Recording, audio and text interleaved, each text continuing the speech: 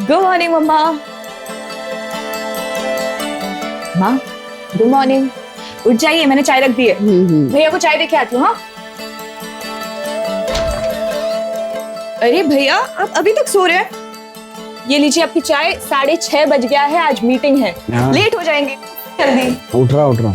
उठिए उठिए उठिए। मैं उठ रहा हूँ बाबा।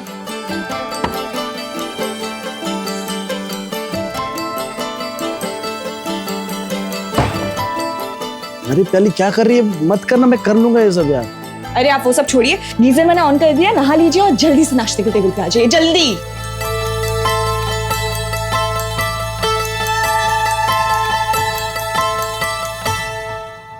चलो मम्मा, चलो भैया, मैं निकल रही हूँ, बहुत लेट हो चुकी हूँ। Bye bye bye bye. पूरे घर के लिए खाना बनाती है, 5 मिनट लगता है खाने में, खा के निकला कर। खा। अच्छा ठीक है, मैं ना ले लेती हूँ, रास्ते में खा लूंगी। मैडम। हाँ जी। तुमको नहीं लग रहा कुछ भूल गई होगी? तू और द वेरी बेस्ट, मुझे पता है आप बहुत अच्छे से अपना काम करोगे।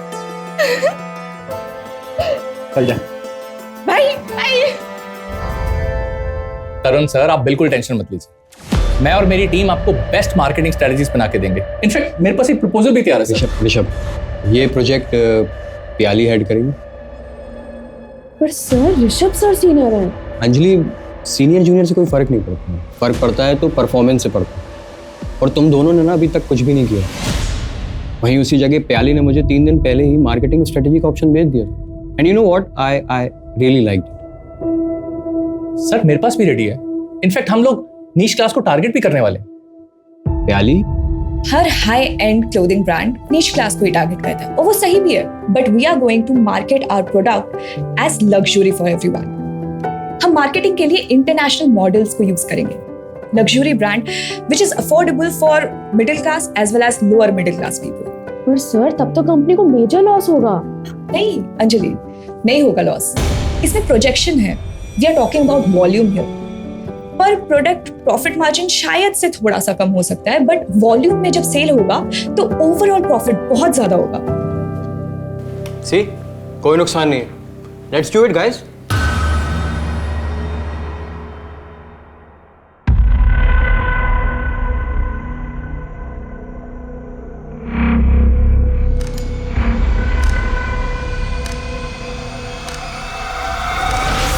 राजन, मैंने तुम्हें कितनी बार कहा है कि घर के बाहर मत मिला करो, किसी ने अगर देख लिया तो। अरे कोई नहीं देखता हमको, क्यों टेंशन ले रही है? सुनो ना, मेरे पास एक गुड न्यूज है। गुड न्यूज़ है, बता। तो देखो, सब अगर मेरी प्लानिंग के मुताबिक रिजल्ट आया तो इंटरनेशनल लॉन्च के लिए मुझे शिकागो जाना पड़ेगा फॉर 6 मंथ्स। 6 महीने?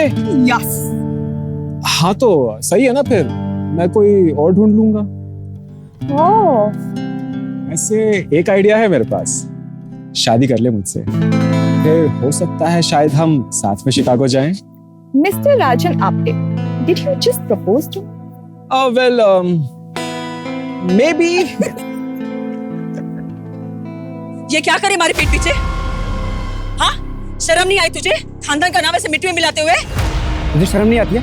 बिना बड़ों के आशीर्वाद के सब करते हुए। हाँ चल, आशीर्वाद ले, आशीर्वाद ले। अरे डरो मत, हम दोनों को तुम दोनों के बारे में पहले से ही पता था। हमने तो तुम्हारे पिताजी से बात भी कर ली है। अगले महीने की 12 तारीख कैसी रहेगी शादी के लिए? हाँ, शादी के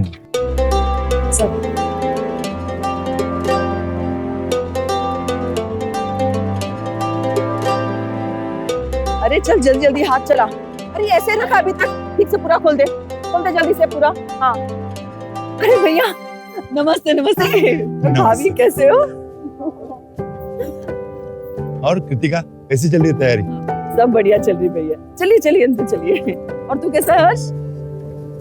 वो कितना साइज पे है ना, उतना ही साइज ले, थोड़ा ऊपर ले। से ऊपर ले। जान दे ऊपर, जान दे। कौन है? एकदम चाचा चाची। कैसी हो बेटा? जीती रहे बेटे। जीते रहो बेटा।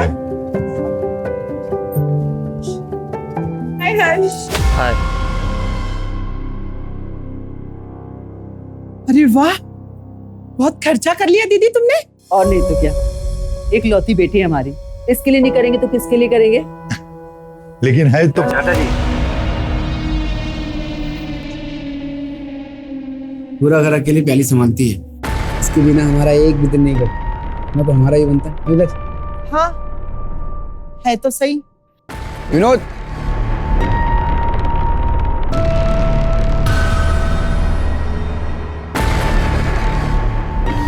रिंकी रिंकी, ये सब मैं लेगा। प्याली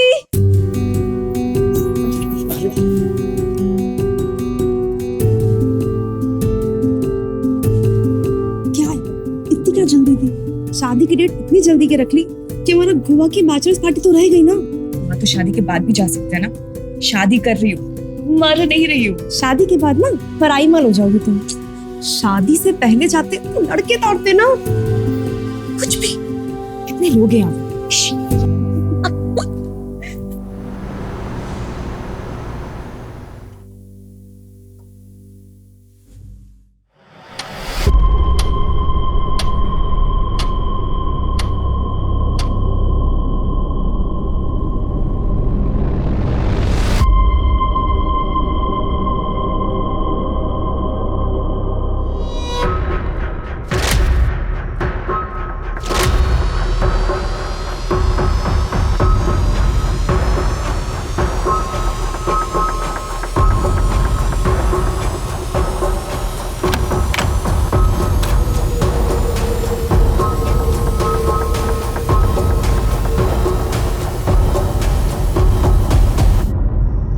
डर गई मैं।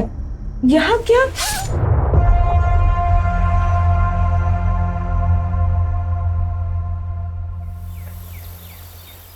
अरे पिंटू पिंटू। जी भैया जी। मार्केट जा, रजत हलवाई के यहाँ से 5 किलो मोतीचूर के लड्डू लेना। कहीं और से मत लेना, रजत हलवाई के यहाँ से ही लेना। जी भैया। हाँ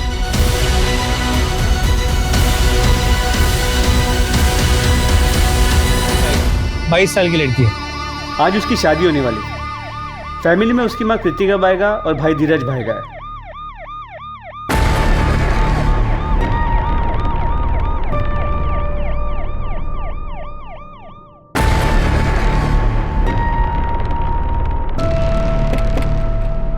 आइए सर। कोई लीड मिली? नहीं। एक मिनट। कौन है आप लोग? कहाँ जा रहे? सर ये लोग रिलेटिव्स हैं, शादी के लिए आए थे। अभी कोई भी घर से बाहर नहीं जा सकता, यहीं रहेंगे। हाँ आइए सर।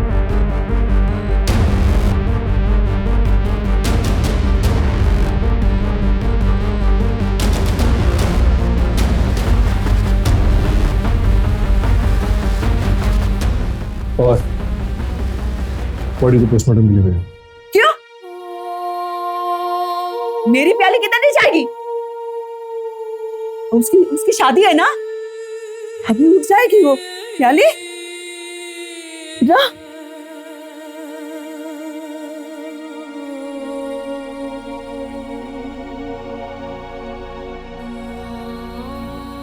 प्याली उठ जा बेटा, शादी है ना। माँ चलो, बहुत सारा काम बचा है, पूरा करते हैं। हाँ शादी ब्याह का घर है, इतना सब कुछ हो गया और किसी को कुछ पता ही नहीं। कहाँ थे आप लोग? सब थके हुए थे, थकार के सब सो गए थे। सर हम लोग तो यही हॉल में सो रहे थे। मेन डोर चेक किया, कोई टेम्परिंग या फोर्स्ड एंट्री के निशान नहीं। मेन डोर लॉक था? हाँ सर, मैंने खुद लॉक किया था। मेन डोर लॉक था, हॉल में ये लोग सो रहे थे, जाहिर सी बात है यहाँ से तो आया नहीं होगा। ये दरवाजा किस तरफ निकलता है? बाहर की तरफ निकलता है, टेरेस पे भी जाता है। मतलब किलर यहाँ से आया हो सकता है।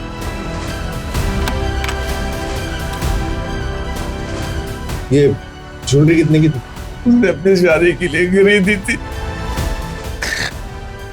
15 लाख की थी। आपको किसी पे कोई शक? पता नहीं सर, मेरी शादी तो बहुत अच्छी थी, सब सीधी शादी थी।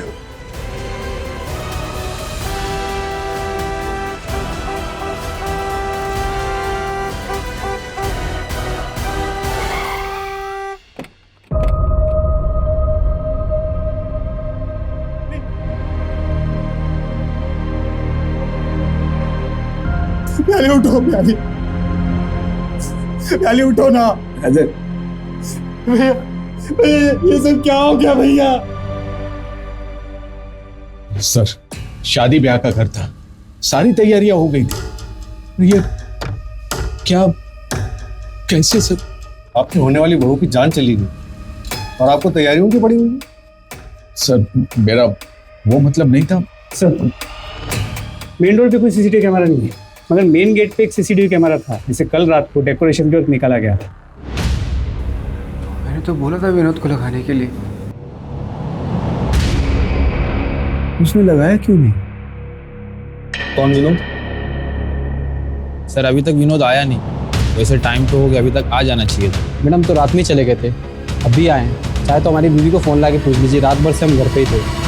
सर शादी वाला घर, चोरी का मामला लगता है। 15 लाख की ज्वेलरी और कल सबके सामने खोली गई थी।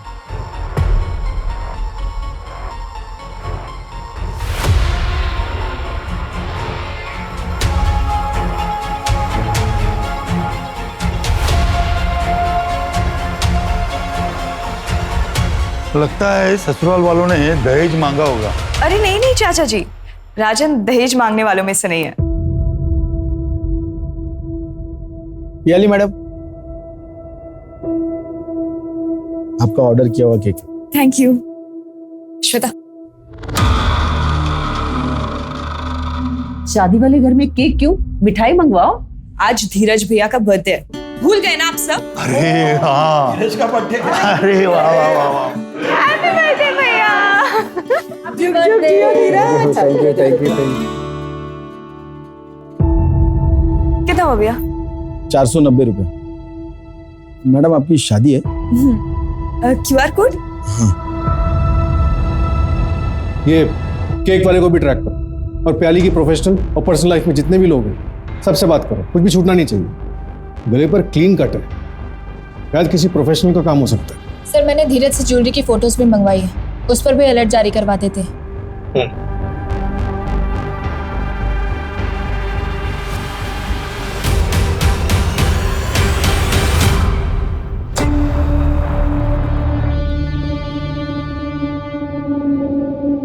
सर हाँ हाँ जी। अरे वो कल लेट हो गया था तो सर प्याली का कल रात मर्डर हो गया। हाँ सर, मैं अभी उसके घर जा रही हूँ, आप चलोगे साथ? नहीं नहीं, तुम जाओ, मैं काम खत्म करके आता हूँ ना।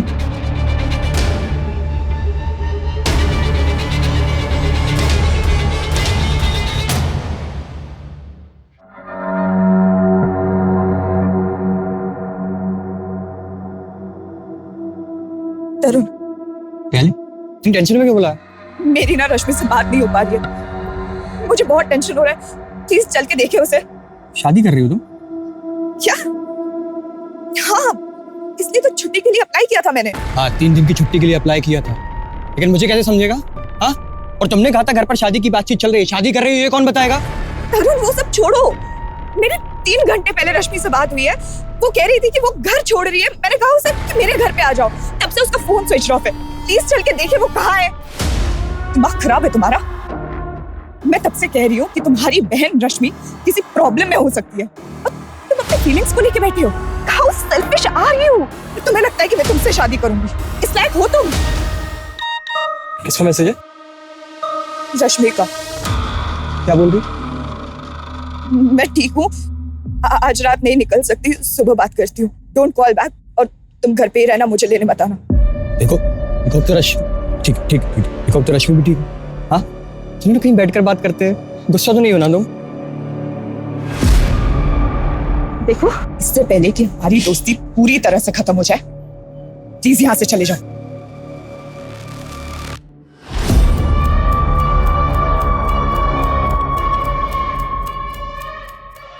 सर आपका गैंगटॉक का टिकट।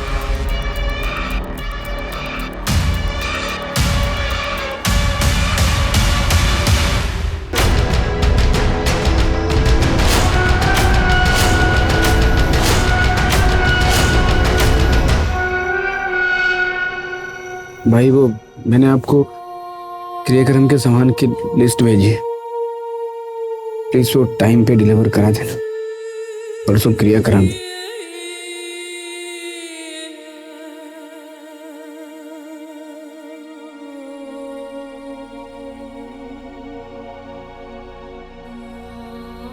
धीरज,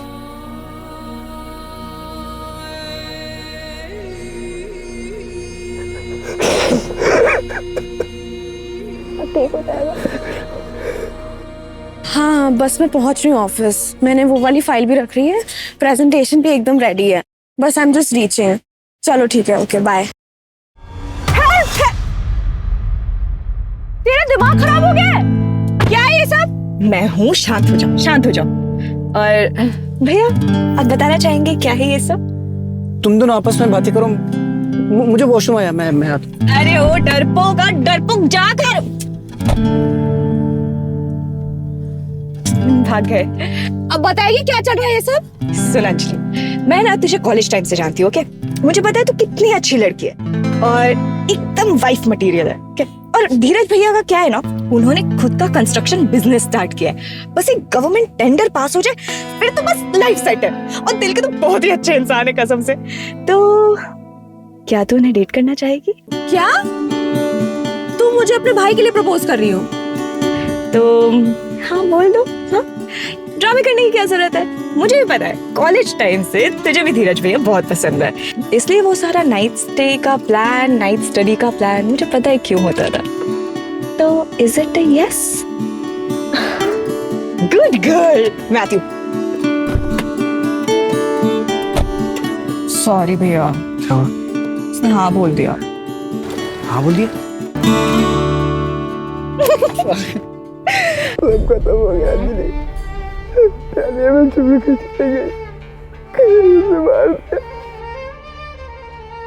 सर आसपास के सभी सीसीटीवी कैमरा चेक किए, लेकिन कोई अनजान या डाउटफुल आदमी आते जाते दिखा नहीं। पीछे का रास्ता चेक किया?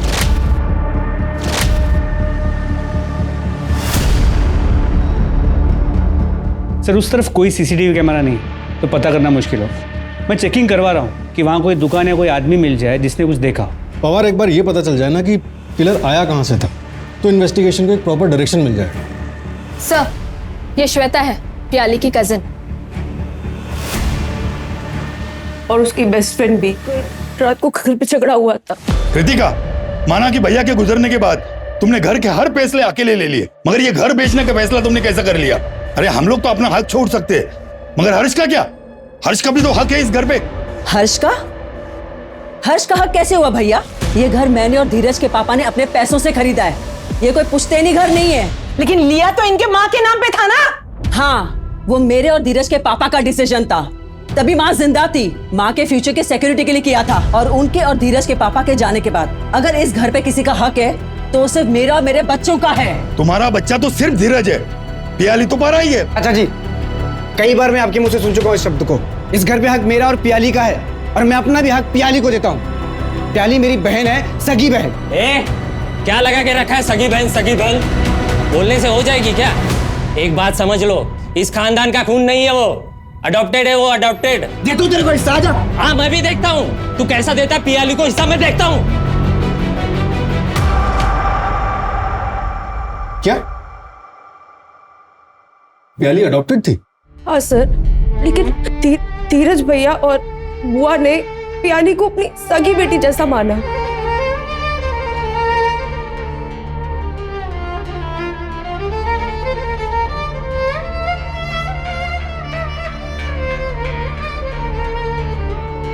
माँ, सुबह से आपने कुछ नहीं खाया। भैया, हाँ?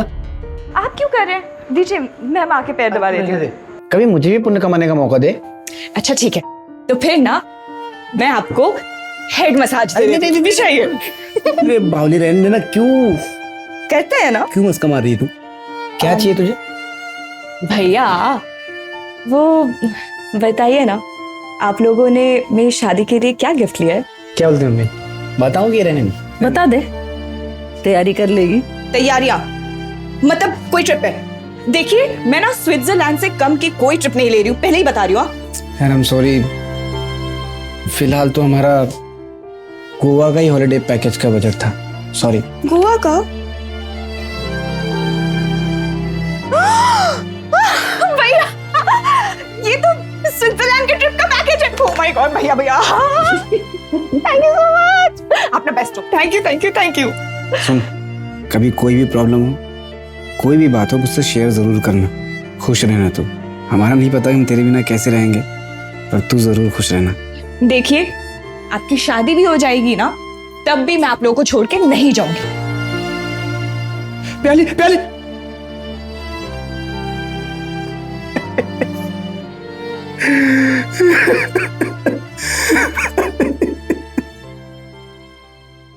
सर, धीरज और कृतिका जी ने घर अभी बेचा नहीं है, बस मार्केट के कुछ ब्रोकर्स को बोल रखा है। और विश्रामवाड़ी में एक छोटा घर ऑलरेडी रेंट पे ले लिया है। हो सकता है कि वो डील अब कैंसिल कर दे। इसके अलावा धीरज ने मार्केट में एक मनी लेंडर से 20 लाख रुपए लोन पे उठाए हैं। शादी के खर्चे के लिए उठाया होगा? नहीं सर, शादी का पूरा खर्चा तो पियाली ही कर रही है, बस ज्वेलरी का खर्चा धीरज और कृतिका जी कर रहे हैं। तो 20 लाख का लोन क्यों उठाया? दहेज का मामला था सर। राजन के फादर पंकज आप्टे ने 20 लाख रुपए नगद और एक बाइक मांगी थी दहेज में। हाँ मांगा था, लेकिन वो दहेज नहीं था, राजन और पियाली के फ्यूचर के लिए मांगा था। तो उसमें क्या गलत किया? पियाली अपना पूरा पैसा उस घर पे उड़ा रही थी, फिर कृतिका जी के दवाइयों का खर्चा हो, घर चलाना हो, वो सब कुछ देख रही थी। अपने लिए कुछ बचा के ही नहीं रखा होगा उसने। फिर मुझे पता चला कि अपनी शादी का खर्चा भी वही उठा रही है। इससे धीरज अपना फर्ज तो पूरा करता। अच्छा हुआ नहीं रही पियाली, अला टली। आपने मुझसे पूछा क्यों नहीं दहेज मांगने से पहले? बाप हूं तेरा, पूछना जरूरी नहीं समझा? सर, धीरज से बात हुई थी। उसने कहा कि वो परसों इनसे मिला था और उसने कहा था कि वो दहेज की रकम शादी के बाद देगा। क्या मतलब? 1 हफ्ते के बाद मिलेगा और शादी के बाद मुकर गए तो? पंकज जी भरोसा रखिए, लेनदार से पैसा लिया था मैंने, पर वो ब्याज थोड़ा ज्यादा लगा रहा था, इसलिए 1 हफ्ते में घर बिक जाएगा। उसके बाद सबसे पहले आपको दूंगा 20 लाख। बेवकूफ समझा है? 1 हफ्ते में घर बिका है किसी का? पार्टी से बात हो गई है, मैंने 20 लाख एडवांस भी मांगा है और वो देने के लिए तैयार भी है। मैंने बोला बाकी पैसे धीरे धीरे देगा तो भी चलेगा। मुझे तो ये रिश्ता ही मंजूर नहीं है। एक और रिश्ता आया है राजन के लिए, वो लोग 25 लाख कैश और एक गाड़ी दे रहे हैं। ये शादी नहीं होती तो बेहतर होता। एक तो कोई सिक्योरिटी नहीं है, ऊपर से मेरा बेटा आपके घर पे रहने के लिए तैयार है। हमारे पूरे खानदान में कभी ऐसा नहीं हुआ है। नाक कटवा के रहेगा मेरा बेटा, घर जमाई बनेगा। घर जमाई? हाँ, पूछो इससे। पियाली मैडम ने बताया कि जब तक हमारे धीरज भैया की शादी नहीं होती मैं अपने ही घर रहूंगी। बेटी गोद नहीं ली थी उन्होंने, नौकरानी लेकर आए थे। बाबा कुछ भी मत बोलिए। माँ इस पूरे घर को संभालती है तो क्या माँ नौकरानी हो गई है? तो और ये मेरा और पियाली का पर्सनल डिसीजन था। ये राजन का फादर पंकज, इसका लोकेशन ट्रैक करो, पता करो मर्डर वाली रात ये कहाँ थे, और पंकज के घर शादी पे जितने भी गेस्ट आए थे सबसे पूछताछ करो। सर, दूसरे रिश्ते में 25 लाख और एक कार मिलने वाली थी। इतने के लिए मर्डर कर देना कितना पॉसिबल होगा? पंकज वैसे भी इस रिश्ते से खुश नहीं थे, सिर्फ दहेज का मामला नहीं लग रहा है। भैया, ये जो टी शर्ट्स और शॉर्ट्स लिए ना, अब प्लीज ये पहनिएगा। ये क्या शर्ट और पैंट में घूमते रहते हैं? मतलब अंकल लगते हैं, आप मेरे भाई हैं। अरे मुझे वो शॉर्ट्स में थोड़ा शर्म आती है। अरे मुझे शर्म नहीं आएगी। हम पहन लेंगे, हमें शर्म नहीं आती। पलट पलट, ओ डार्लिंग पलट। अरे भैया छोड़िए ना। क्या हो गया? देख मत जाना आइंदा कभी। बताओ। अरे बस क्या हिटलर बन जाती है तू? सॉरी ना भैया, अब उन्होंने आप पे हाथ उठा दिया था, मुझे भी गुस्सा आ गया। चलिए ना, मुंह मत फुलाइए और हाथ आगे बढ़ाइए। ये दे मुझे, दे। बैठ इधर, बैठ जा। आज मैं तुझे राखी बांधूंगा, क्योंकि इस रिश्ते में तो तू मुझे प्रोटेक्ट करती है पागल।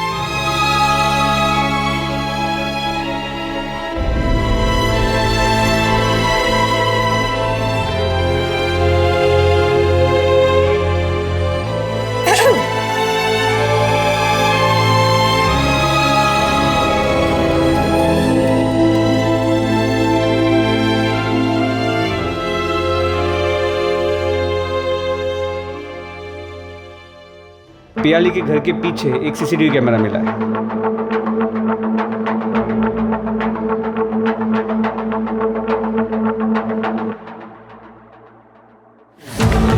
एक मिनट,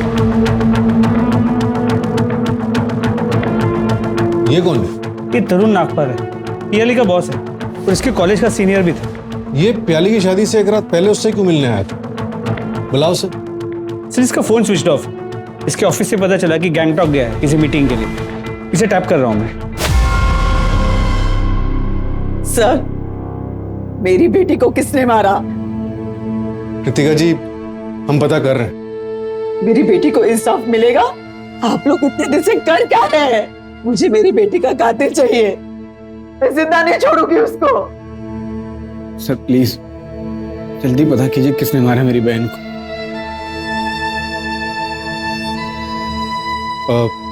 धीरज, आप लोग अभी घर जाइए। हम किलर तक पहुंचने की हर मुमकिन कोशिश कर रहे हैं। जैसे ही कुछ पता चलेगा हम आपको इन्फॉर्म करेंगे।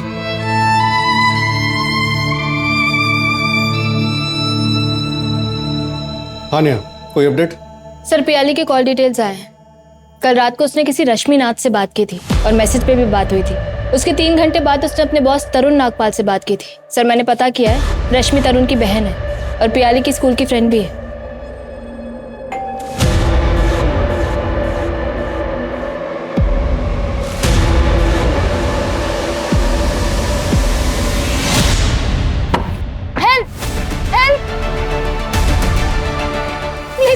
सर मैं और यहाँ नहीं रह सकती पियाली। तुमने सही कहा था, पर तब मुझ में इतनी हिम्मत नहीं थी। लेकिन अब रश्मि प्लीज शांत हो जा, तुम टेंशन मत ले। तो एक काम कर, मेरे यहाँ पे आ जा। पियाली तेरी शादी है कल, वहां पे उसने कुछ किया तो? रश्मि यहाँ पे 50 लोग हैं, निशांत कुछ नहीं कर सकता। तो प्लीज मना मत करना। देख 1-2 दिन बाद ना हम वुमेन सेल चलेंगे और निशांत के अगेंस्ट कंप्लेंट फाइल करेंगे। फिर तो निशांत तेरे पास लीगली आ भी नहीं सकता है, तो समझ रही है? बस जरूरी सामान ले और आ जा, ओके? देख मैं तेरे साथ हूँ, ठीक है?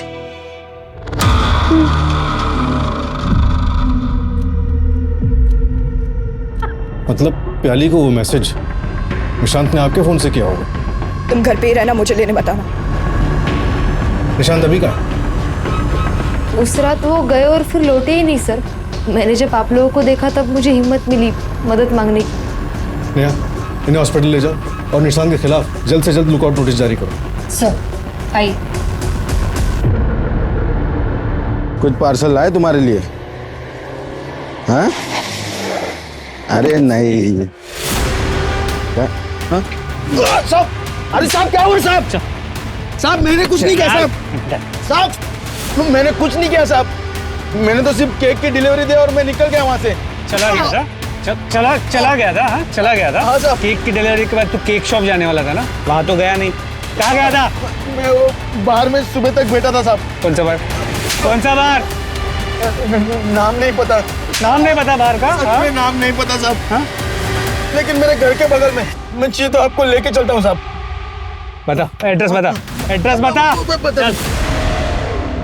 पोस्टमार्टम रिपोर्ट के मुताबिक मर्डर रात 3 से 4 बजे के बीच में हुआ और मर्डर वेपन किचन नाइफ जैसी कोई चीज थी। आसपास की दुकानों में पता करो, हाल फिलहाल में किसी ने ऐसी कोई नाइफ ली है क्या? और वो डिलीवरी बॉय, उसका क्या हुआ? सर बार में पता किया, वेटर ने कंफर्म किया कि उस रात वो बार में आया तो था, लेकिन सर एक छोटा बार है, वहाँ कोई सीसीटीवी कैमरा नहीं, तो ये नहीं कंफर्म कर सकते कि वो वहाँ कितने बजे तक था। ऑफिस में किसी से कोई राइवलरी? हाँ सर, ऋषभ दुबे पियाली का सीनियर है, लेकिन फिर भी पियाली को ज्यादा प्रमोशंस मिल रहे थे। उसका मूवमेंट ट्रैक कर रहे हैं सर। और सर एक और बात पता चली है, पियाली की एक कलीग है अंजलि, जो 3 साल से धीरज की मंगेतर है, लेकिन धीरज शादी के लिए वेट कर रहा था। इससे पहले भी जो अरेंज मैरिजेस की बातें चली वो आगे नहीं बढ़ पाई। ठीक है धीरज, हम फैमिली प्लानिंग 3-4 साल बाद कर लेंगे, लेकिन उसके लिए शादी क्यों पोस्टपोन करनी है? नहीं अंजलि, एक बार शादी हो जाती है ना तो बच्चे के लिए चारों तरफ से प्रेशर आने लगता है, और मैं नहीं चाहता कि मेरे भी मन में कोई बायस आए। प्याली का प्यार मैं किसी भी कीमत पे बांट नहीं सकता। मेरी इस बात को अगर तुम समझ रही है तो ठीक है, वरना मेरी तरफ से तुम फ्री हो। I will understand. तो इसके लिए मैं प्याली का मर्डर करूंगी? लेकिन क्यों सर?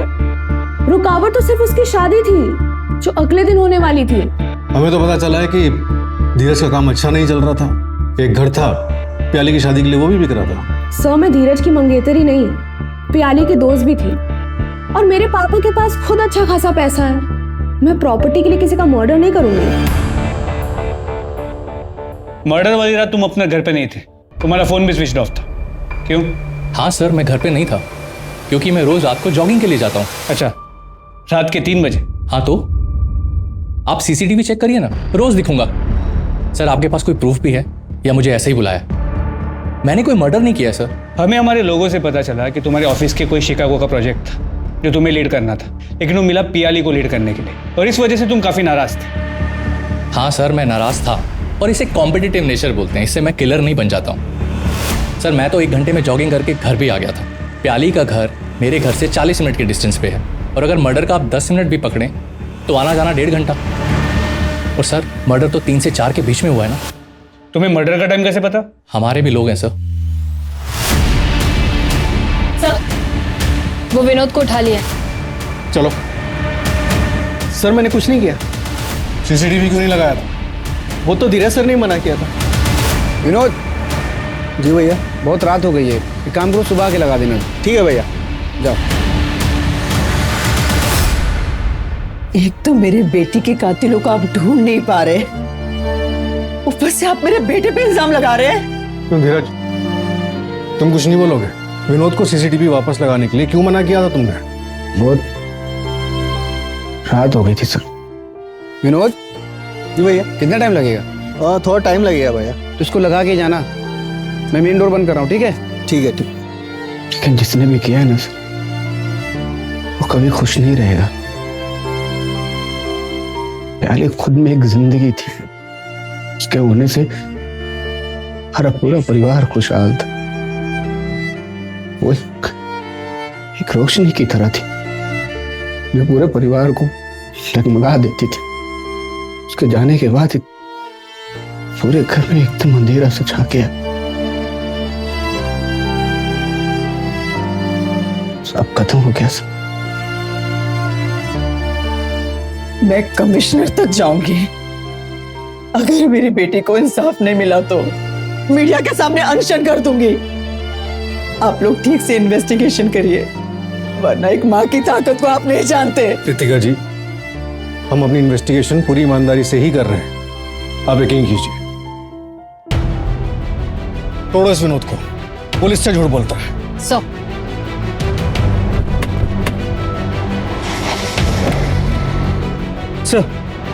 धीरज और कृतिका जी ने पियाली के लिए एक स्विट्जरलैंड का हनीमून पैकेज बुक किया था, लेकिन शादी से 1 दिन पहले धीरज ने वो पैकेज कैंसिल कर दिया। मतलब प्याली के मर्डर से पहले?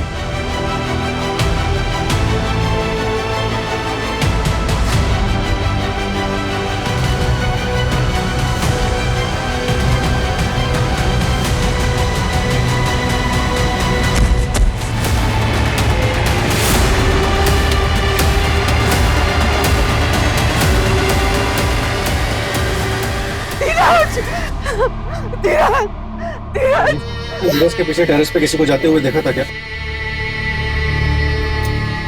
आप लोग चले जाइए यहाँ से, मुझे कोई हिसाब नहीं चाहिए आप लोग से। मेरे दोनों बच्चे चले गए, निकल जाइए आप लोग यहाँ से।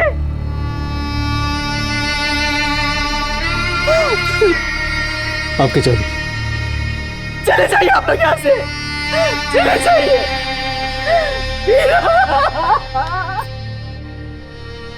बॉडी पोस्टमार्टम के लिए भेजो सर।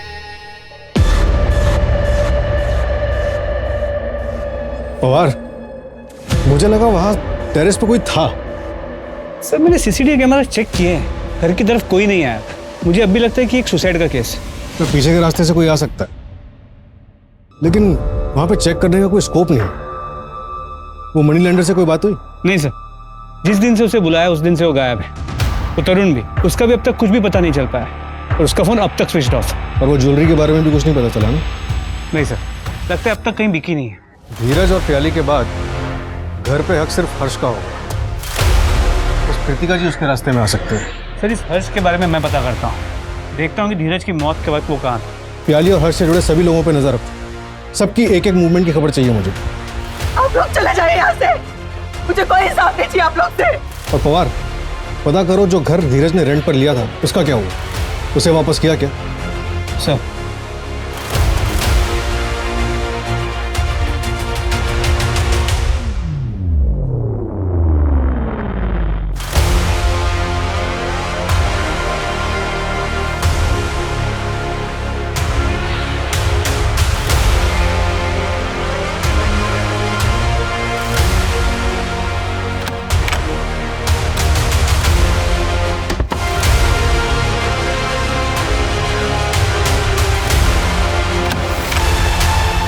क्या है उसमें?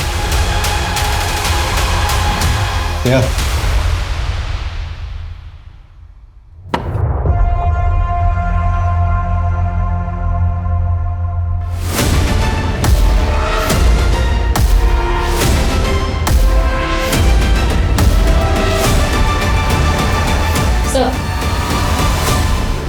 जब आपने केस इन्वेस्टिगेट करने के लिए मना किया, आप लोग चले जाइए यहाँ से।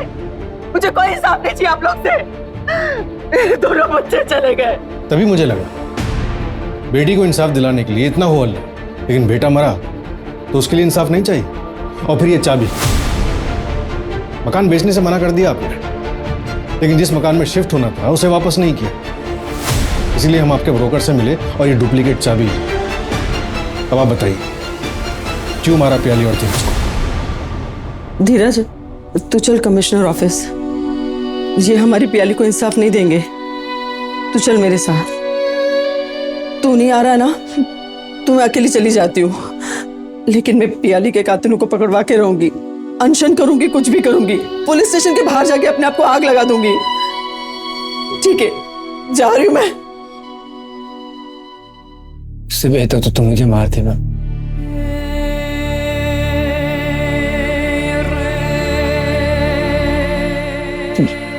मैं जीने के लायक नहीं, मुझे जीने का कोई हक नहीं। तू ऐसे क्यों बोल रहा है धीरज? मुझे जीने का कोई हक। धीरज क्या हो गया तुझे? मुझे जीने का कोई हक नहीं। धीरज, धीरज उठ जा, कुछ बताएगा धीरज?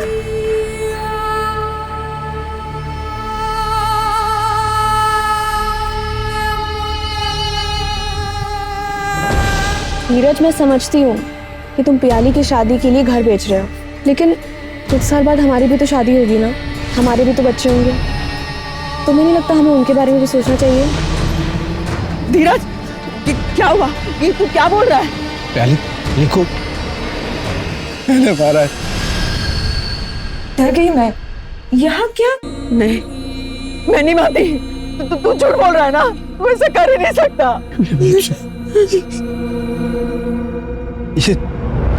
ये रेंट वाले घर की चाबी है। इस घर में बैग जिसमें मैंने सारी ज्वेलरी और वो चाकू रखी है जिससे मैंने प्याली को मारा।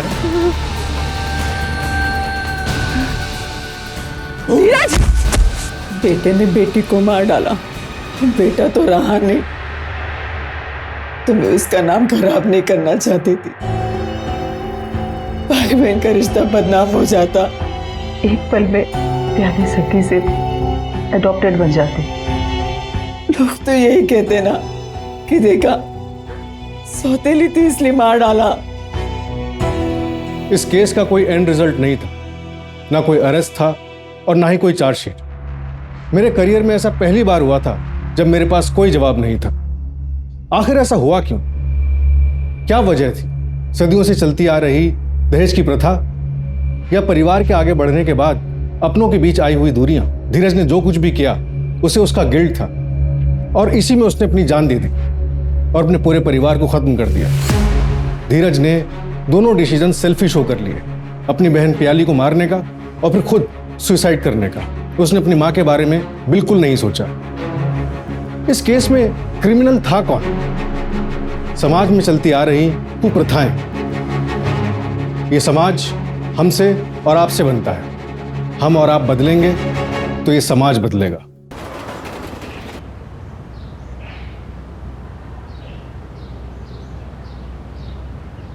यार जतिन, यार तू बिलीव नहीं करेगा, कल रात को ऐसे पैसेंजर मिले थे ना, साले जहर थे एक नंबर के।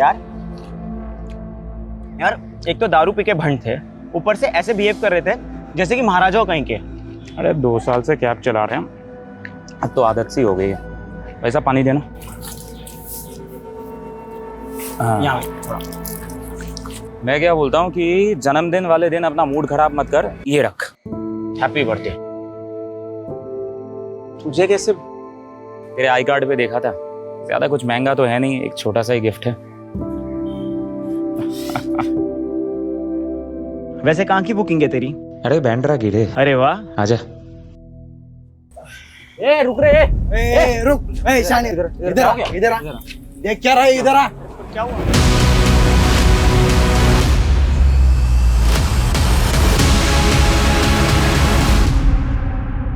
Congratulation sir. सीरियसली सर, आपने हिस्ट्री क्रिएट की है। ना सिर्फ ये इतनी कम एज में ये अवार्ड पाकर, बल्कि वुमेन एम्पावरमेंट क्या है और उसे कैसे सपोर्ट करना है इसे प्रूव करके। Seriously sir. एग्जैक्टली सर, हमारी मिटका फार्मेसी पहली ऐसी कंपनी है जहां की सारी एमआरस फीमेल्स हैं। Guys please clap for sir. Thank you, thanks everyone. पहले तो मैं ये कहूंगा कि इट्स जस्ट अ बिगिनिंग। अभी हमें बहुत कुछ अचीव करना है। So let's get back to work. Okay sir, thank you sir. Thank you. Priya, मैं आज थोड़ा लेट हो जाऊंगा। हाँ, तुम डिनर कर लेना। एक्चुअली मेरी एक डॉक्टर के साथ मीटिंग है, तो मैं डिनर उसी के साथ ही करूंगा। हाँ तो बता क्या रहे, ये तो रोज का है तुम्हारा। तुम अवार्ड्स ले रहे हो और मैं तुम्हारे ऑर्डर्स। शिवम आ गया कॉलेज से? मुझे पता है तुम मुझे इग्नोर कर रहे हो। अब इस टाइम पे तो आ ही गया होगा ना वो कॉलेज से। वो ठीक है। इस घर में मेरे अलावा ना सब ठीक है। तुम ऑफिस से ऑर्डर दे रहे हो और वो कॉलेज से आकर। जब से आया है तब से एक ही बात की रट लगाए बैठा है। हाँ तो दे दो थोड़ा सा, उसका ध्यान रखो। अगर नहीं। Avinash, are you serious?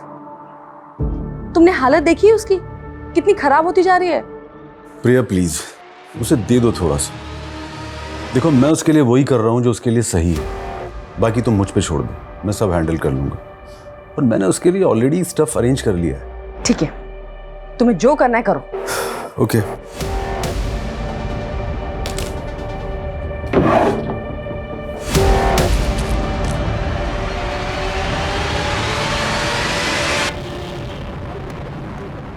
Thank you sir. आपको भी। हाँ, मैंने सारी डिटेल्स मेल कर दी है।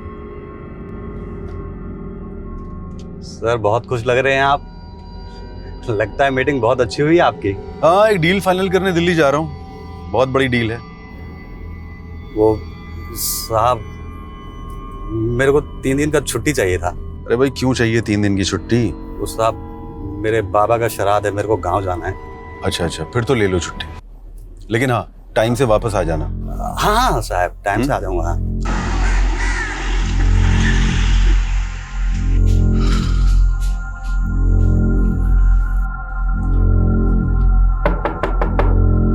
शिवम,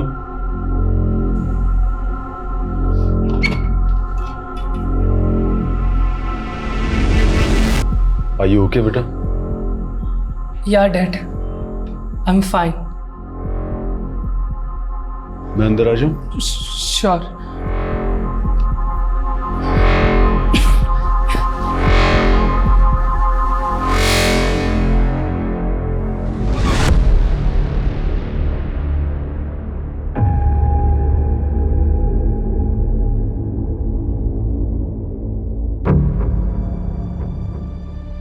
शिवम, मैं कुछ दिनों के लिए शहर से बाहर जा रहा हूं। तुम्हें किसी भी चीज की जरूरत हो तो मुझे कॉल कर लेना। ओके? डैड, आप हमेशा मेरी सपोर्ट करते हो। मॉम बिल्कुल नहीं करती। कुछ भी बोलो, नो। आप जाने से पहले उनको बोलकर जाइए कि ठीक है बेटा, मैं बोल दूंगा। लेकिन तुम्हें भी ध्यान रखना होगा। तुम उसे इतना भी परेशान मत करना कि वो तुम्हें फिर से मना कर दे। लेकिन उसकी नो में तुम्हारी फिक्र होती है बेटा। तुम भी अपने अर्जिस को नो कहना, कंट्रोल करना सीखो। ठीक है? खुद हीरो बनकर मुझे विलन बना रहे हो शिवम की नजरों में। हाँ, तुम्हारे तरीके सही और मेरे तरीके गलत, जबकि तुम खुद उसे ड्रग्स लाकर दे रहे हो। प्रिया, मैंने डॉक्टर से बात की थी। एक झटके में उसकी आदत तो ये छूट नहीं सकती ना। हमें उसे टाइम टू टाइम डोज देने पड़ेंगे और ये भी देखना होगा कि कहीं वो वायलेंट ना हो जाए। अच्छा, तो उसे मेरे भरोसे क्यों छोड़कर जा रहे हो तुम? प्रिया, क्योंकि मुझे पता है कि तुम उससे बहुत प्यार करती हो और इस दुनिया में उसका तुमसे अच्छा केयर कोई नहीं कर सकता। और तुम्हें पता है ना, मैं बिजनेस मीटिंग के लिए बाहर जा रहा हूँ। हाँ, ये सही है।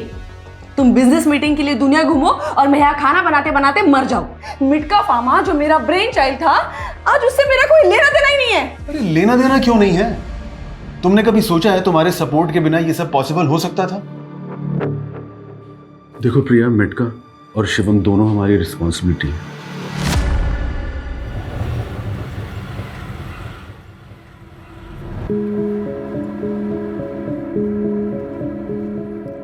क्या बात है भाई, इतना ध्यान से क्यों देख रहे हो? सर एक्चुअली आपको देख के किसी की याद आ गई। वो एक बिजनेसमैन है। मैंने हाल ही में उनका वीडियो देखा था। उसमें दिखाया था कि उन्होंने अपने कॉलेज में अपने दोस्तों से उधार लिया और 8 बिजनेस खोले और सब फेल हो गए। फिर अपनी वाइफ का आइडिया लेके उनसे पैसे लिए और बिजनेस खोला तो वो सक्सेसफुल हो गया। दवाइयों का बिजनेस। सर मैं उनकी दवाइयाँ खाता हूँ, बहुत अच्छी है और बहुत सस्ती भी है। तो थोड़ा आपकी शक्ल उनसे मिलती है इसीलिए। शक्ल इसलिए मिल रही है क्योंकि मैं वही हूँ। और तुमने सही कहा, वाइफ का आइडिया और इन्वेस्टमेंट दोनों से ही बिजनेस सक्सेसफुल हुआ है। Wow, I'm your big fan, sir. I'm also impressed, bro. Because first time I'm meeting an English speaking cabbie. Thank you, sir. और सर आज दिन भी कितना अच्छा है, मैं आपसे मिला। और सर मेरी वाइफ को ना 2 बेटी के बाद अभी बेटा हुआ है। पर यहाँ भूल ही क्या था सर, ये लीजिए ना प्रसाद। सर एक्चुअली मैंने मन्नत मांगी थी, बेटा होगा तो फिर मैं प्रसाद चढ़ाऊंगा। Congratulations. बट मुझे बड़ा अजीब लग रहा है, तुम इतने एजुकेटेड होकर भी इन सब चीजों में फंसे हुए हो। गलती मेरी नहीं है सर, इस दुनिया की है। इंसान चांद तक पहुंच गया लेकिन अभी भी विमेन की रिस्पेक्ट नहीं करता है।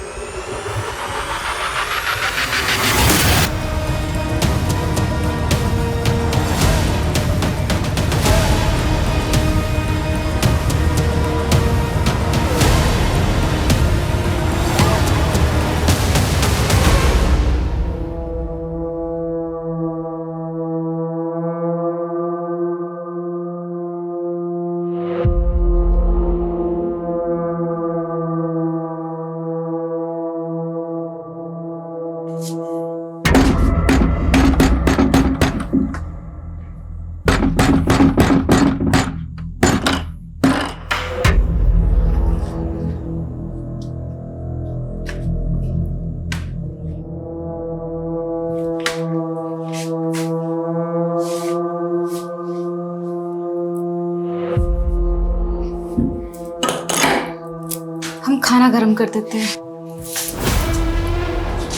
खाना खा के आए हम, अभी हमको कुछ और चाहिए।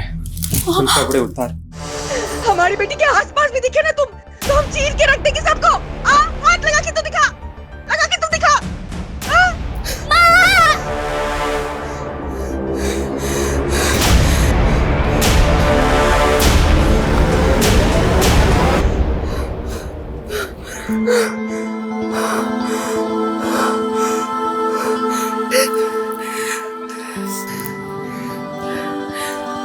हिम्मत नहीं है ना तो हिम्मत पैदा करनी पड़ती है। ये दुनिया है ना, औरत को कमजोर समझती है,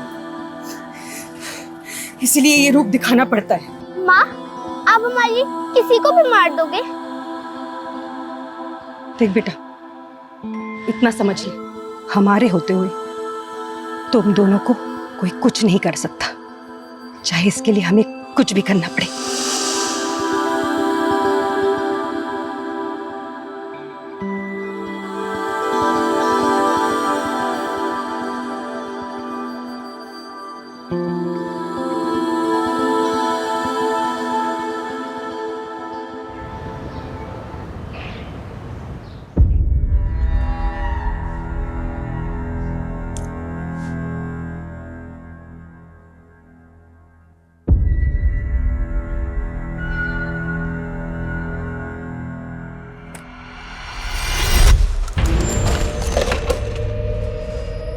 क्या खुद को इतना शीशे में देखता है?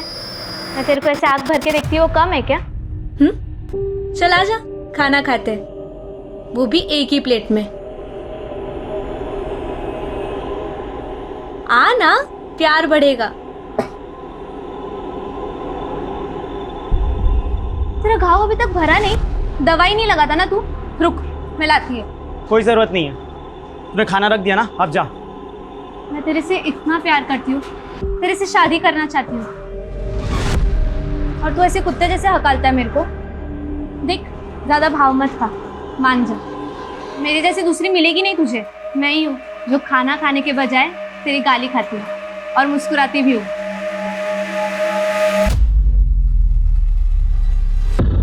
The number you are trying to call is currently not reachable. The number you are trying to call is currently not reachable.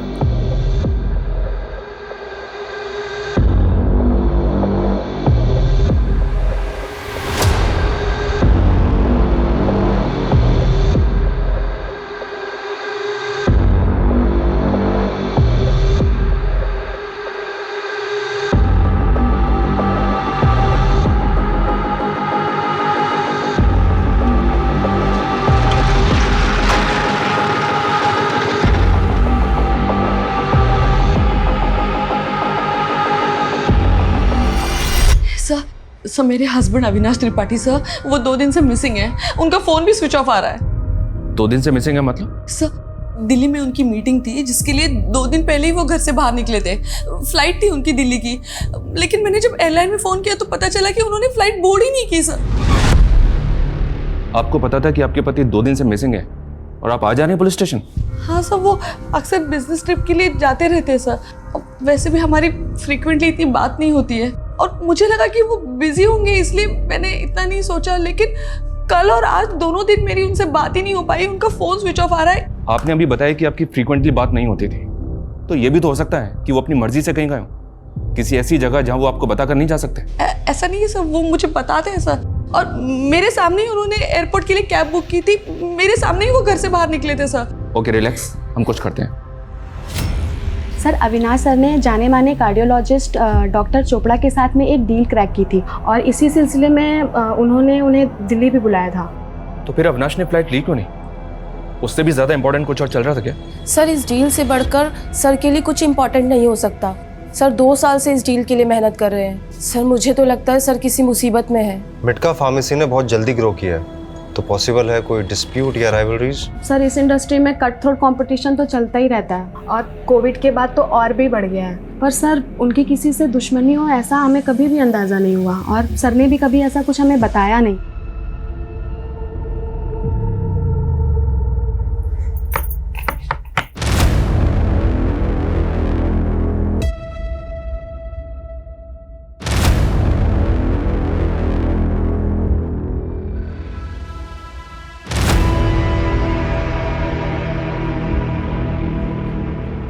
कैसी लग रही हूँ?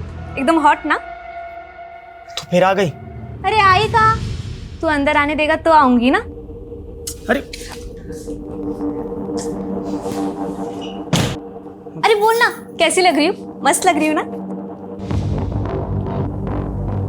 अरे तू आदमी है कि क्या है रे, कि मेरे में ही कुछ कमी है? सुंदर नहीं लगती क्या मैं तुझे? देख मैं ना तेरे से बहुत प्यार करती है, तेरे लिए कुछ भी कर सकती है।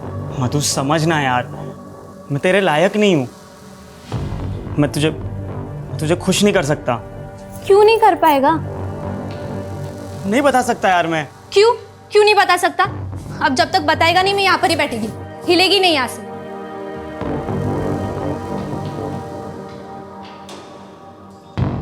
ठीक है बताता हूँ मैं।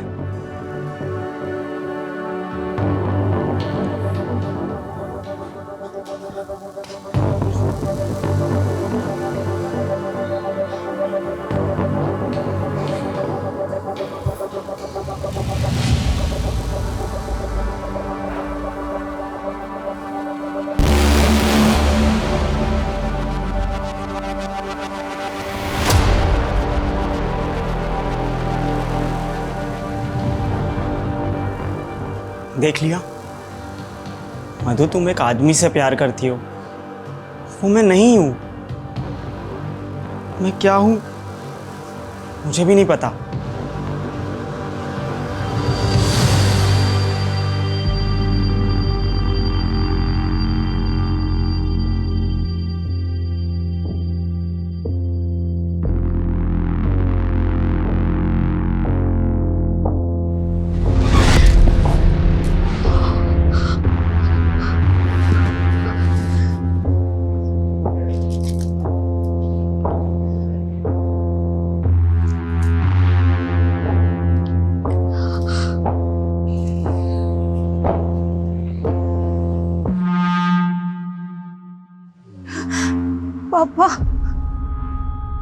पापा हम बोल रहे हैं।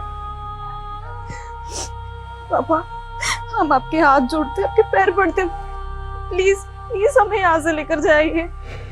पापा ये आदमी हमें मार डालेगा। बार बार काहे फोन करती हो तुम? देखो अब जो है तुम्हारा वही सब कुछ है, अब यहाँ कुछ नहीं रखा तुम्हारे लिए। पापा अगर माँ होती ना आज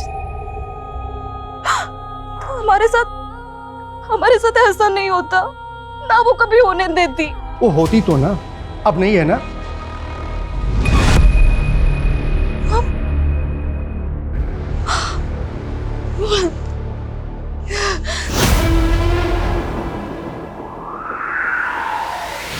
सर कैब कंपनी की इन्फॉर्मेशन के अकॉर्डिंग ड्राइवर का नाम श्रवण किशोर है। वो 26 साल का है, इंदौर का रहने वाला है। सर कंपनी ने बताया कि उस दिन उसने पैसेंजर लेने के फौरन बाद ड्राइव को कैंसिल कर दिया था। तब से वो जॉब पे नहीं आया और उसका फोन भी नहीं लग रहा। सर हमने भी ट्राई किया था, फोन नॉट रीचेबल बता रहा है। श्रवण ने पैसेंजर बिठाने के बाद ड्राइव कैंसिल क्यों किया? और डिसेंट से देखने वाले अविनाश का एक कैब ड्राइवर से क्या लेने देना हो सकता है?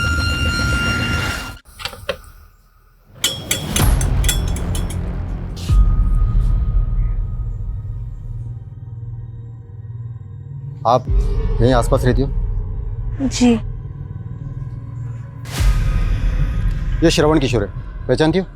जी साहब। ये श्रवण किशोर अभी कहाँ मिलेगा?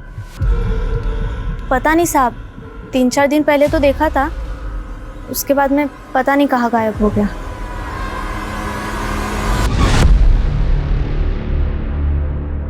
मधु, अगर तूने सचमुच मुझसे प्यार किया है तो प्लीज मेरी जो असलियत मैंने तुझे बताई ना, वो किसी को मत बताना।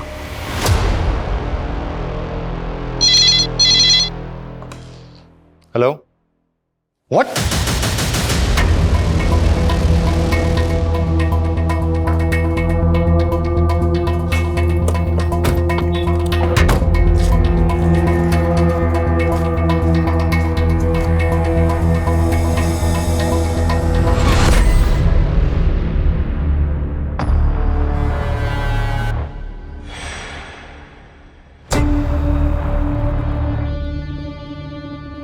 जिसने भी ये मर्डर किया बहुत नफरत करता होगा शायद इस आदमी से। बॉडी के 5 टुकड़े, हाथ पैर और धड़ मिल गया, लेकिन सर गायब है। सर एक मिनट। हेलो, क्या? ठीक है, ध्यान रखो, हम पहुंचते हैं। सर बॉडी का सर भी बरामद हो गया।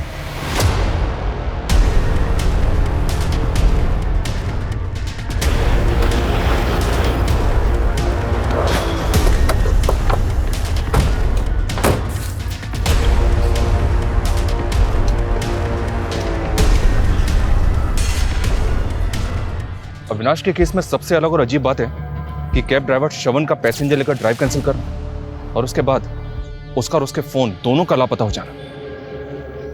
कैब में बैठने के कुछ देर के बाद उसका फोन हुआ था, तो पॉसिबल है कि इसके पीछे श्रवण हो। सर एक रैंडम कैब ड्राइवर और इतने बड़े एंटरप्रेन्योर का क्या रिलेशन है? ये तो पता करना है। इसको पोस्टमार्टम के लिए भिजवाओ, फैमिली को इन्फॉर्म करो और इंदौर चलने की तैयारी करो। सर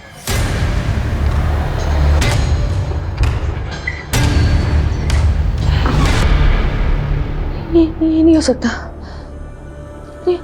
अविनाश मुझे छोड़कर नहीं जा सकता। अविनाश मुझे छोड़ के कभी नहीं जा सकता। प्लीज पानी दो।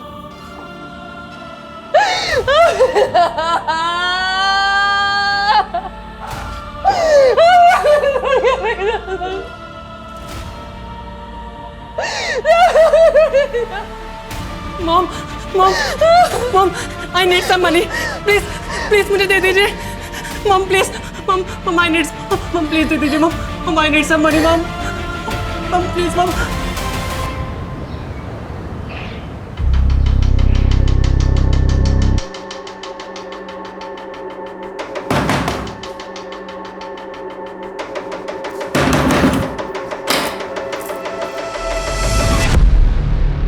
श्रवण किशोर यहीं रहता है? कहाँ है, बुलाओ उसे। वो घर पर नहीं है। कहाँ गया? कब तक आएगा? जी पता नहीं है, वो कभी बताकर नहीं जाते। झूठ बोल रही हो, बताकर नहीं जाते? ए, कौन है? क्या बात करी इससे? हाँ भाई, कौन है तू? श्रवण किशोर तू ही है? हाँ मैं ही हूँ, तेरा बाप श्रवण किशोर। बोलने से चलेगा कि लिख के दूँ? हाँ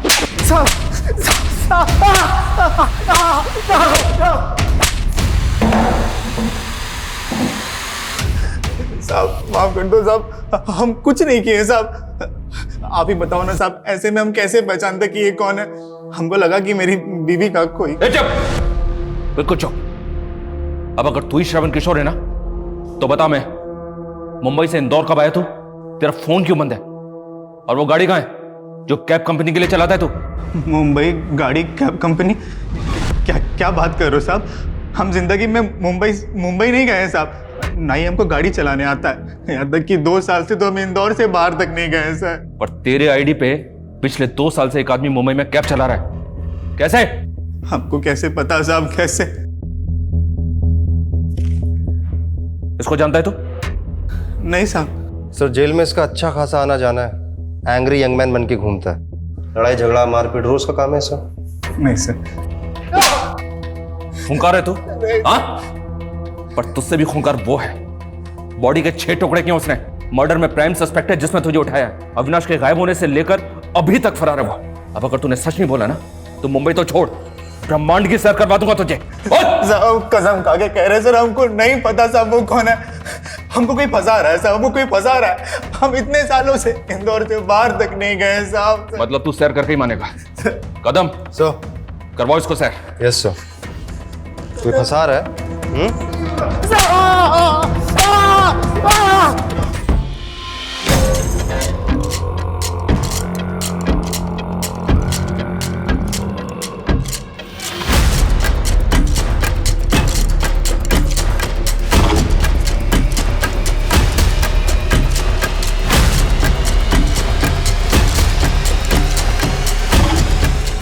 सर हमने श्रवण के ट्रैवल रिकॉर्ड्स चेक किए, वो सच बोल रहा था। वो मुंबई कभी गया ही नहीं, उसका कोई कनेक्शन भी नहीं है वहाँ पे। सर फेक श्रवण जो कैब ड्राइवर था उसने असली श्रवण के एड्रेस पे पहले नकली आधार कार्ड बनवाया और फिर उस आधार कार्ड के बेसिस पे और डॉक्यूमेंट्स बनाया। मतलब ये नकली श्रवण जो भी है इसने बहुत सोच समझ के प्लानिंग की है। लेकिन एक बात अभी तक समझ में नहीं आ रही है, उसने मुंबई में बैठ के इंदौर के श्रवण को क्यों चुना? सर हो सकता कोई इत्तेफाक हो, क्योंकि श्रवण तो इंदौर से बाहर कभी गया ही नहीं। सर मुझे लगता है कि अविनाश के मर्डर के तार मुंबई से जुड़े हुए हैं और हम इस श्रवण के चक्कर में यहाँ पे गुमराह हो रहे हैं। ठीक है, श्रवण को छोड़ दो, हम अविनाश की फैमिली और बिजनेस से शुरू करते हैं। अविनाश के बेटे शिवम के बारे में पता करो, ये लड़का मुझे थोड़ा अजीब लगा है। Okay sir. शिंदे।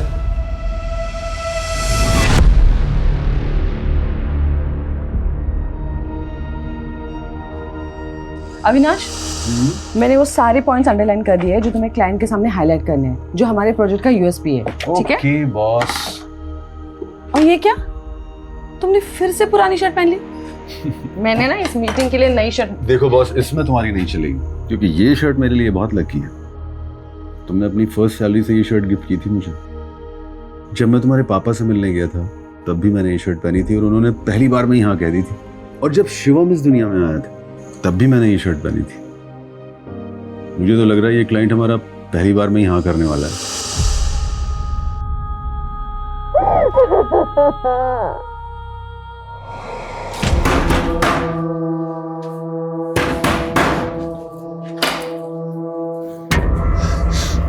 आ गए आप? क्यों लेकर गए थे आपको? कौन थी बोलो? सर शिवम के बारे में पता चला है कि वो ड्रग एडिक्ट है। सर 3 महीने पहले शिवम और उसका दोस्त एक पार्टी में ड्रग्स बेचने के इल्जाम में गिरफ्तार हुए थे और सारी कार्रवाई शिवम के दोस्त के खिलाफ हुई। शिवम साफ बचकर निकल गया। और सर ये भी पता चला है कि जो ऑफिसर उस केस की जांच कर रहा था उसने कोर्ट में चार्जशीट फाइल करने के तुरंत बाद रिजाइन कर दिया था। तो मतलब तुम कहना चाहते हो कि अविनाश ने अपने पैसे और पहुंच के दम पर अपने बेटे शिवम को उस केस से बचा लिया? Yes sir. और चूंकि शिवम बच गया इसीलिए पूरा केस उसके दोस्त के अगेंस्ट हो गया। वो लड़का है कहाँ आजकल? जेल में सर, सजा काट रहा है। और उसका बाप आज भी अपने बेटे के साथ हुई नाइंसाफी की वजह से बहुत दुखी है। कहीं इस नाइंसाफी से नाराज होकर तो उसके बाप ने अविनाश से बदला नहीं लिया? पता करो वो ऑफिसर आजकल कहाँ है और क्या कर रहा है जिसने वो चार्जशीट फाइल की थी, और उस लड़के के बाप को भी बुलाओ। सर। काश ले पाता। सुना 6 टुकड़े किए उसके, बहुत अच्छा लगा सुनकर। और अच्छा लगता अगर ये सब मैंने किया होता। इकलौते बेटे का बाप वो भी था और मैं भी। फर्क सिर्फ इतना था कि वो एक अमीर बाप था, क्योंकि उस ऑफिसर के सामने अपने बेटे के लिए गिड़गिड़ाए तो हम दोनों ही थे। ऑफ रिकॉर्ड मिलने के लिए थैंक यू सर। मुझे पता है शिवम ने गलती की है, इनफैक्ट बहुत बड़ी गलती की। सर हमारे बच्चों को माफ कर दीजिए, अब वो कोई गलती नहीं करेंगे। आप जो कहेंगे, जितना कहेंगे मैं दूंगा, लेकिन प्लीज उन्हें कोई हार्श पनिशमेंट मत देना। उसके बाप ने ऑफिसर के मुंह में पैसे भर दिए और फिर दोनों बाप बेटे ने मेरे बेटे को फंसाकर जेल भेज दिया। बर्बाद हो गया मैं, मेरा घर बार सब बिक गया। काश मैंने मारा होता उसे, थोड़ा सुकून तो मिलता।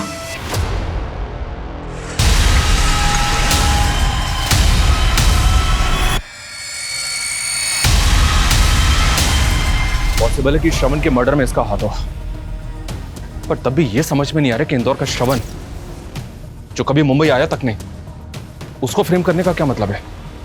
और वो कैब ड्राइवर वो कौन है और कहां है? Hello, what? कैसे? क्या हुआ सर? श्रवण किशोर का मर्डर हो गया है। कदम, ये सिर्फ इत्तेफाक नहीं हो सकता कि एक आदमी कैब में बैठता है, कैब ड्राइवर पैसेंजर लेकर बुकिंग कैंसिल करता है और कुछ दिन के बाद उस आदमी का ब्रूटली मर्डर हो जाता है। कैब ड्राइवर मिसिंग है, जिसकी आईडी पे पिछले 2 साल से शरीफों की तरह काम कर रहा था। हम जब उससे इंक्वायरी करते हैं तो उसका भी चाकू मार के मर्डर कर दिया जाता है। हो ना हो, अविनाश, उस कैब ड्राइवर और इंदौर के श्रवण के बीच कुछ ना कुछ कनेक्शन तो जरूर है, पर क्या?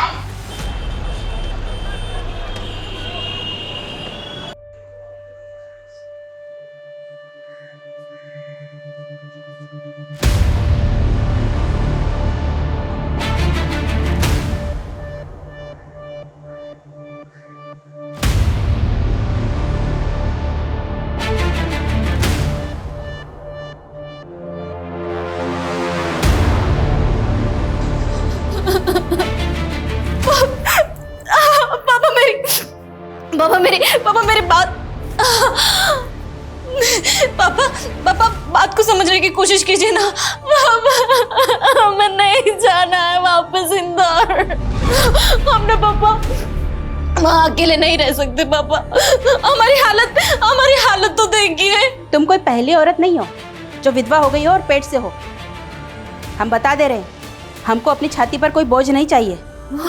पापा, हम इस हालत में। तुम जाओ अंदर, हम बाद में बात करेंगे।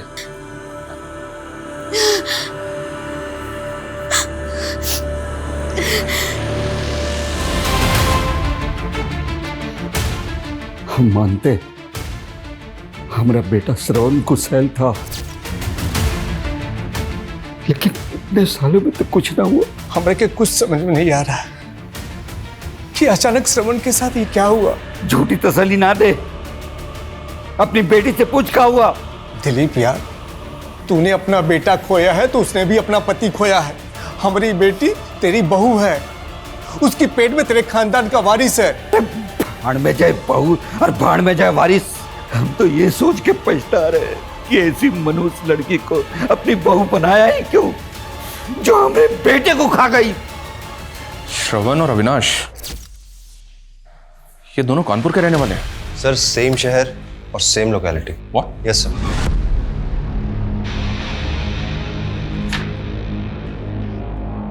कहीं ऐसा तो नहीं कि श्रवण और अविनाश डबल मर्डर केस के तहत कानपुर से जुड़े हैं और हमारे सवालों के जवाब इसी लोकेलिटी में छिपे? कदम, कानपुर चलने की तैयारी करो। सर।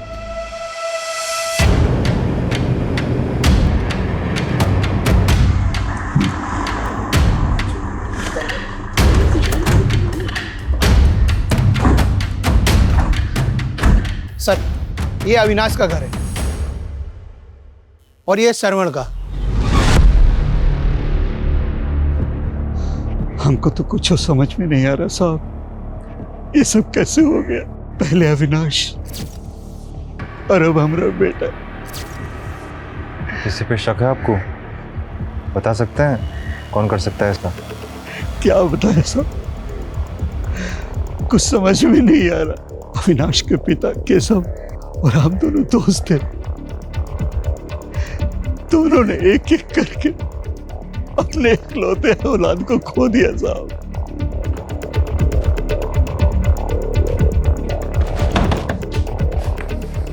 ये आपके पड़ोस में? मीरा, आप यहाँ? सर, ये हमारा मायका है।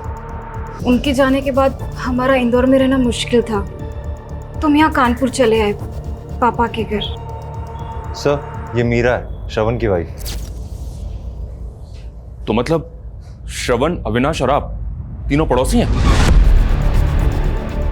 पहले मुंबई, फिर इंदौर और अब कानपुर, फिर भी अभी तक हमारे हाथ खाली हैं। इस ट्रायंगल ने सर घुमा दिया मेरा। कुछ तो मेजर है जो हम मिस कर रहे हैं। ये क्रिमिनल हमारी आंखों के सामने गेम खेल रहा है और हम उसे पकड़ नहीं पा रहे। ऐसा मेरे करियर में आज तक नहीं हुआ। सर, एक्चुअली कोई क्लू नहीं मिल पा रहा है। सब क्लियर है। अविनाश और श्रवण दोनों इकलौते बेटे थे। दोनों की फैमिली दुखी है और उन्हें किसी पे शक हो, सर ऐसा भी कोई हिंट नहीं मिल रहा है। मीरा की फैमिली उसमें कौन कौन है उसका बैकग्राउंड चेक किया? यस सर, मीरा के फादर का नाम भानु है। उनके 3 बच्चे हैं सर, 2 बेटियां और 1 बेटा। सर मीरा पहले इंदौर में रहती थी श्रवण की डेथ से पहले। सर एक बेटा है 15 साल का जो माँ बाप के साथ कानपुर में रहता है। और सर सबसे बड़ी बेटी स्वाति, उसके बारे में कुछ पता नहीं चल पाया। लोगों का कहना है कि वो बहुत पहले घर छोड़कर भाग गई थी। कदम, जब इससे कुछ मिलने वाला नहीं है तो इतनी लंबी कहानी क्यों सुना रहे मुझे? इससे अच्छा होता कि तुम उस फेक श्रवण कैब ड्राइवर के बारे में पता करो। हो सकता है कि वो किसी तरह ट्रायंगल से जुड़ा हो। सर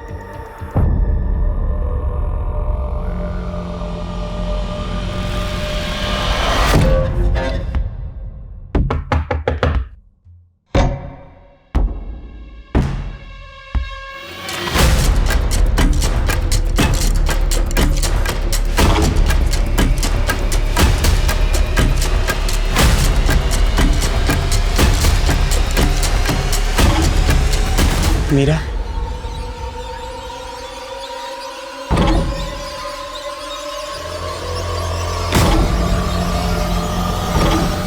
दी, स्वाति दी,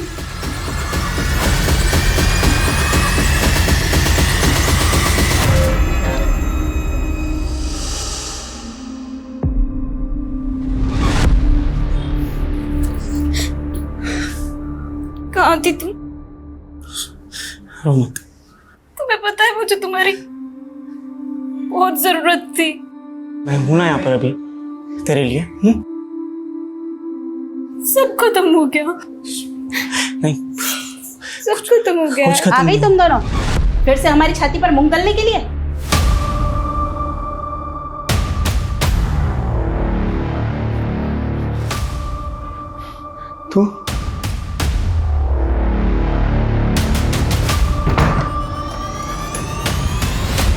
तू क्या चाहती है कि तेरा ये रूप देखकर पूरा समाज हम पर हंसे? आपको बस अपनी और इस समाज की पड़ी रहती है। हम और मीरा क्या चाहते हैं, किस हाल में, कभी सोचा है आपने? मेरी इस रूप का भी कारण ना आप ही हो, आपकी वजह से हुआ ही है। खैर, हम यहाँ पर कोई बहस करने नहीं आए, हम अपनी बहन के लिए आए। अच्छा, तो अपनी बहन को लो और निकलो यहाँ से। वो भी करेंगे, निकलेंगे यहाँ से हम।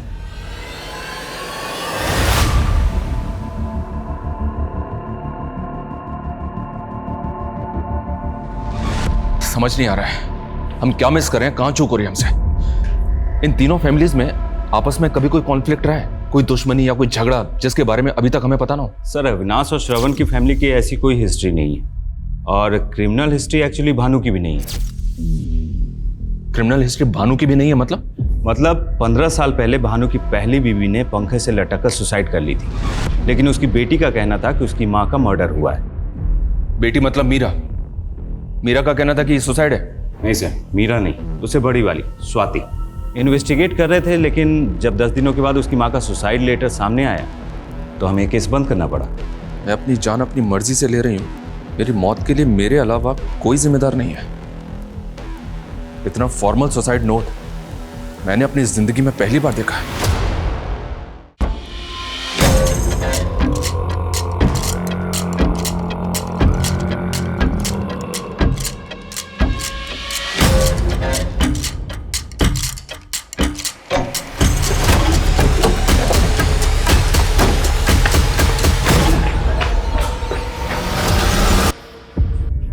मेरी माँ हम दोनों बहनों की ढाल बना करती थी। मैं अपनी माँ की ढाल बनकर उनको नहीं बचा पाई, पर आज उनका बदला पूरा कर दिया। आज वो बहुत खुश होगी। भानु, तू झेलता कैसे है इस औरत को? तू तो बेटी पैदा करके चौधराइन जैसे ऐसे घूमती है जैसे बेटा जन्म दिया। और हेकड़ी तो देखो, तीसरा बच्चा पैदा करने के लिए भी मना करती है। अरे भाई, एक लड़का हो जाए, बेचारे को वारिस मिल जाए, कोई बुढ़ापे में हाथ पकड़ के चलने वाला हो, सहारा देने वाला हो। पर उसे पीछा छुड़ाऊं कैसे? वो मेरा पीछा नहीं छोड़ने वाली। अगर छुप छुपा के शादी कर भी ली, उसे पता चल जाएगा, मुझे और उसको, हम दोनों को मार डालेगी। अरे तो रास्ते से हटा देना। हमारे पास ऐसे ऐसे तरीके हैं कि सांप भी मर जाएगा और लाठी भी नहीं टूटेगी। बिल्कुल ठीक कह रहा है दलीप, निपटाओ से। और बिल्कुल ऐसा लगना चाहिए कि खुदकुशी की है। पर हमारे अकेले बस की नहीं है। अरे तू चिंता क्यों करता है, हम हैं तेरे साथ में। मैंने पुलिस को बताया था कि मेरी माँ ने सुसाइड नहीं किया है, उनका मर्डर हुआ है। वहां पर किसी ने मेरा यकीन ही नहीं किया। शायद मैं छोटी थी या लड़की थी। इसीलिए तुमने इतनी लंबी प्लानिंग की, घर छोड़ा, सोसाइटी में फिट होने के लिए सेक्स चेंज किया, लड़की से लड़का बनी और बदले की भावना में एक नहीं ऐसे 2 लोगों का मर्डर किया जो इनोसेंट थे, जिनका तुम्हारी मां के मर्डर से कोई लेना देना नहीं था। कैसे लेना देना नहीं था? उन दोनों के बाप ने बेटे के बाप होने का गुरूर था उनमें, और उनकी वजह से उन्होंने मेरे बाप को बेटे के लिए उकसाया। इसलिए मैंने सोचा कि उनके एकलौते बेटे, उनके वारिस को मैं खत्म कर दूंगी। ये तुम्हारा सोचना है, पर सच यही है, अविनाश और श्रवण की कोई गलती नहीं थी। गलती थी उनकी कि वही उनका गुरूर थे। अगर उन बुड्ढों को मारती तो वो मुक्त हो जाते, इसलिए ऐसे जगह चोट मारी जहां सबसे ज्यादा लगेगी। अब दोनों बुड्ढों के लिए जिंदगी मौत से बदतर है। और सर, ये आसान नहीं था। मैं लगातार 2 साल से कैब ड्राइवर बन के वहां पर घूमती रही अविनाश के एरिया में कि कभी तो बुकिंग आएगी, और फिर आई। उसके बाद दिलीप चाचा के बेटे श्रवण को इंदौर में टारगेट किया मैंने, और फिर आखिर में अपने बाप को मार के अपनी माँ का बदला पूरा किया। मेरी माँ को इंसाफ देर से मिला जरूर। ये वो देश है जो चांद पर पहुंच चुका है, पर फिर भी यहां एक लड़का और लड़की के बीच का भेद मानो मिटने के लिए तैयार ही नहीं है। अविनाश इसी समाज की देन है जो औरत को प्यार और सम्मान दोनों देता था। दूसरा श्रवण, जिसकी मर्दानगी औरत को नीचा दिखाने में, उसको बेइज्जत करने में और उसके साथ जानवरों की तरह बर्ताव करने में थी। और तीसरी स्वाति, जिसे समाज ने एक औरत और आदमी की पहचान के बीच घुटने को मजबूर कर दिया था। स्वाति, श्रवण और अविनाश के पिता ने उसकी मां के साथ जो किया वो निश्चित ही एक जुर्म था, लेकिन स्वाति ने कानून का सहारा लेने के बजाय बदला लेना सही समझा। मीरा को सब पता था, फिर भी उसने मासूम लोगों की जान लेने से स्वाति को रोका नहीं, और वो भी इस जुर्म में हिस्सेदार बन गई। स्वाति को एक गुनहगार बनाने में न्याय व्यवस्था भी जिम्मेदार थी, जिसने उसकी मां की हत्या को स्वाति के बताने के बाद भी आत्महत्या मान के केस क्लोज कर दिया। क्राइम पेट्रोल की इस स्पेशल सीरीज में हम आपके सामने ऐसे ही और केसेस लेकर आते रहेंगे, जिनमें ना सिर्फ कड़वी सच्चाई होगी, बल्कि वो समाज के लिए एक आईना भी होंगे। जय हिंद। क्राइम पेट्रोल के ऐसे ही मजेदार एपिसोड्स देखने के लिए हमारे चैनल को सब्सक्राइब करें